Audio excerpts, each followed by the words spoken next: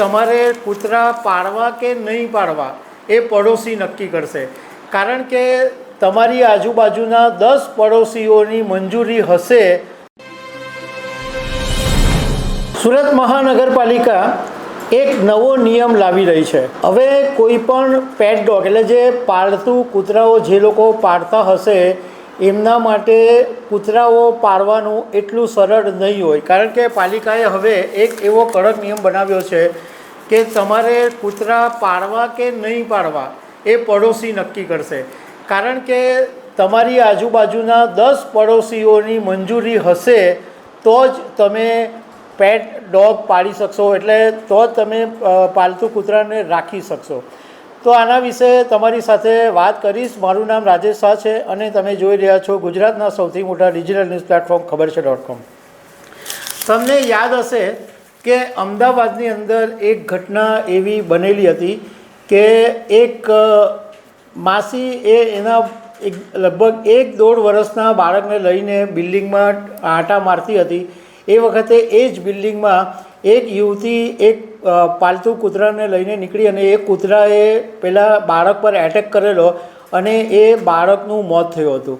એ પછી અમદાવાદની અંદર પણ જે પાલતુ કૂતરાઓ જે માલિક રાખે છે એ માલિકો માટે લાયસન્સ ફરજિયાત કરી દેવામાં આવેલું. હવે સુરત મહાનગરપાલિકાનું જે તંત્ર છે એ પણ હવે આ બાબતમાં એક્ટિવ થઈ ગયું છે અને એ કડક નિયમો નક્કી કરવામાં આવ્યા છે જે પાલતુ કૂતરા પાળનારા લોકો માટે અઘરા પડી શકે એમ છે.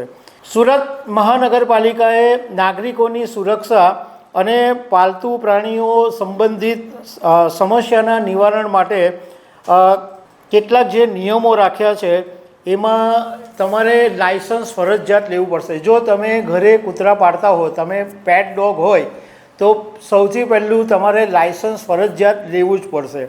તમે સોસાયટીમાં રહેતા હો તો તમારા અડોશ પડોશના 10 લોકોની મંજૂરીનો એક પત્ર સુરત મહાનગરપાલિકાને સબમિટ કરવો પડશે. એટલે આજુબાજુના તમારા પડોશીઓ હોય એ એમ કહે કે હા અમને આ કૂતરો પાળે એની સામે કોઈ વાંધો નથી તો તમને લાયસન્સ મળશે. બીજું કે તમે એપાર્ટમેન્ટમાં રહેતા હો તો એપાર્ટમેન્ટના જે પ્રમુખ હોય તે અને આજુબાજુના 10 પડોશીઓનું તમારે મંજૂરી લેવી પડશે અને એ મંજૂરીનું જે પત્ર છે એ તમારે પાલિકાને આપવો પડશે. હવે આ બાબતે અત્યાર સુધીમાં સુરત મહાનગરપાલિકાએ 1000 શ્વાન માલિકોને નોટિસ મોકલાવી છે અને અત્યાર સુધીમાં ટોટલ 256 અરજીઓ સુરત મહાનગરપાલિકાને મળી હતી. એમાંથી 150ને લાયસન્સ મળ્યા છે અને 109 અરજીઓ છે એને કેન્સલ કરી દેવામાં આવી છે.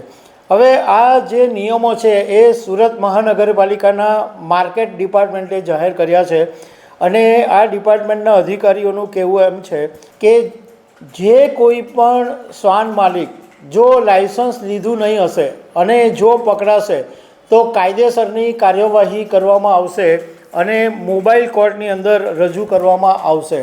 તમારે જો તમે કૂતરા પાળતા હો તો તમે સુરત મહાનગરપાલિકાની તમારા વિસ્તારની જે કોઈ પણ નજીકની વોર્ડ ઓફિસ હોય ત્યાં જઈ અને તમે અરજી કરી શકો છો અને એક ફોર્મ બહાર પાડેલું છે જે તમારે ભરવાનું રહેશે.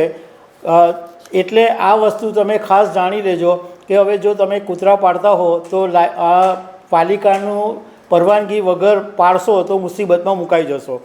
અમદાવાદની અંદર 50,000 જેટલા પેટ ડોગ છે અને અત્યારે ત્યાં 18,589 રજિસ્ટ્રેશન થયું છે. તો ફરીથી એક વખત યાદ અપાવી દઉં કે સુરતમાં જે લોકો પેટ ડોગ પાળે છે એમણે આ ધ્યાન રાખવાનું છે કે હવે લાયસન્સ લેવું પડશે, નહીં તો મુસીબતમાં મુકાશો. તો દર્શક મિત્રો, આવી અનેક વાતો સાથે અમે તમને મળતા રહીશું. Thank you very much.